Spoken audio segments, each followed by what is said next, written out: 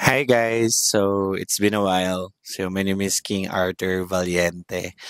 And yeah, so this is my first ever vlog again. So sobrang naging busy. So yun guys, so gusto ko lang ulit mag-vlog. Um pero yung vlog na to is hindi na siya katulad yung vlog na, "Hey guys, welcome to my vlog." Ganun. It's not like that anymore kasi super luma na siya. Hindi wala nang gano'n ngayon. Kasi sobrang uso na ng video ngayon is sa TikTok, sa Facebook. So wala lang, gusto ko lang ulit mag-YouTube kasi meron akong gamit. Meron ako nitong ring light, meron ako ng camera, meron ako ng mic, meron akong laptop. And I'm not using it for vlog again. So, ayun. Kaya gusto ko lang ulit mag-vlog para i-document yung mga bagay-bagay. Pero, alam mo yun, nandun pa rin yung nahihiya akong mag-vlog. Kasi, hindi naman ako talaga yung typical na vlogger na sikat naman talaga. So, it's my first time ulit. Kasi nakakahiya na isipin, alam mo yun, pumapasok sa isip mo na isipin mo pag may ganyan may camera ka, tapos lumabas ka, nag-vlog ka. Isipin na, ay, vlogger yan, gumagano yung mga tao. And, pumapasok sa isip ko na, nakakahiya. Di naman ako sikat pero nagwa-vlog ako. Gano'n yung ano. Pero ngayon, naisip ko kasi na meron naman akong gamit. Why not to try again and use it for vlogging. Not for making money na. For making vlogs for something na gusto ko lang. Like, mga ida-document yung mga nangyayari, gano'n. Kasi kung for making money, parang hindi mo gusto talaga yung ginagawa mo. Parang wala lang, gano'n. So, right now, gumawa ako ng vlog. Actually, gumawa ako ng vlog before this vlog. Pero di muna yung ipopost ko. Gusto ko ito yung ipopost ko muna. Parang gusto ko ipapakilala ko ulit yung sarili ko.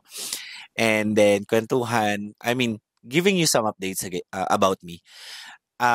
Yeah, I started vlogging nung pandemic. Actually, nagbablog na ako before pandemic pa.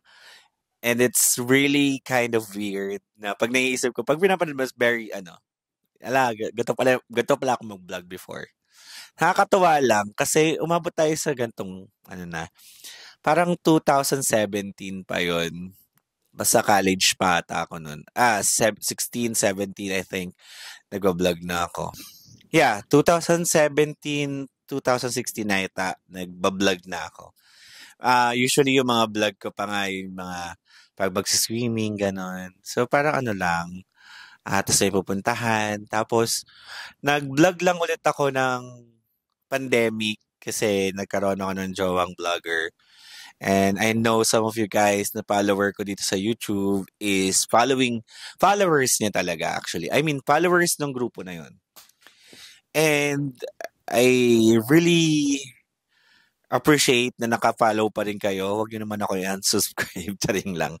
So, yun. Naisip ko lang ulit mag-vlog noon.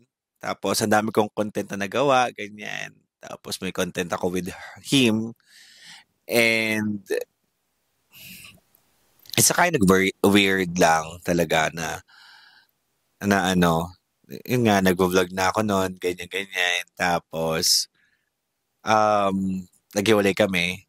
So, tapos ang mga nangyari, yung ginagawa ko na lang video ay sa YouTube, after na nag-YouTube pa ako, pero after nun parang nagsawa din ako. Hindi na ako nag-YouTube. Nag-Facebook ako, tapos TikTok yan. Na-addict ako sa TikTok. So, yeah, I have TikTok pala. So, follow nyo na lang din ako doon. And sobrang wala lang. Nakakatuwa lang kasi pati yung mga followers ko sa YouTube. I mean, hindi sila nawawala, andiyan pa rin sila. Pero wala na masyadong views. Pero nakakatuwa lang kasi nagstay sila. Thank you so much sa inyo, sa mga manonood nito, mga makakapanood nito. And yun lang, gusto ko ngayon, tuloy-tuloy yung vlogging kasi sayang yung tools. And then, sayang din yung gamit, yung camera, yung laptop and everything. I'm not doing this vlog na for content na para magkaroon ng pera, ganon. Um, wala lang, gusto ko na lang i-document lahat ng nangyayari. So, not really lahat kasi ang hirap. Hindi po tayo reality show. So, I mean, yung mga points lang na pwede kong i-vlog. Yun yun. Yun yung iba-vlog ko. And yeah, nakakatawa lang kasi may gamit, yung mga gamit na yun is talagang tinetreasure ko. Kasi I'm a wannabe. Charing. Ambisyosa, ganun, ambisyoso na maging vlogger talaga. So, hopefully, supportahan nyo ako and mag-comment kayo ng mga pwede nating gawin. And may nauna na akong vlog dito after this one, pero mas gusto kong i-upload muna to para at least medyo maganda naman tignan, 'di ba, na I'm back.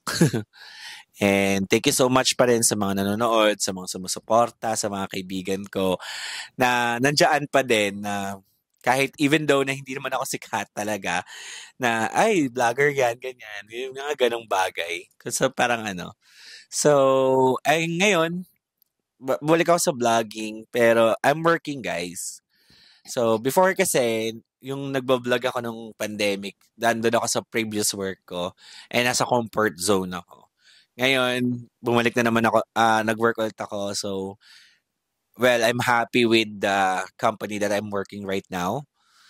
With a good family na, I mean, colleagues and hopefully maging good. Charing lang. Ayun. So, masaya na company. Nakalimutan ko nga, dapat pala nagdala ako ng camera nung team building namin.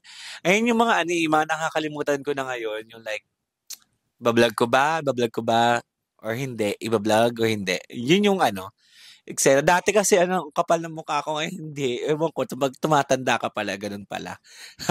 So, pero yun lang.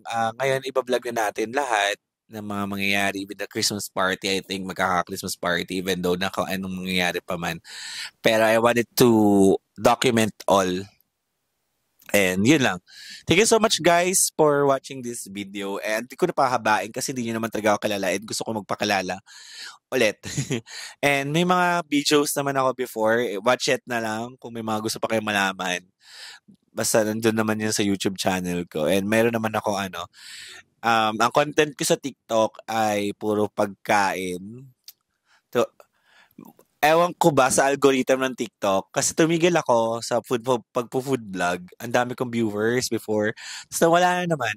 Ewan ko. Basta i-boost nyo na lang. So sa mga nakakanood nito. And hopefully maging successful ang pagbablog natin. Yun lang guys. And thank you so much for watching.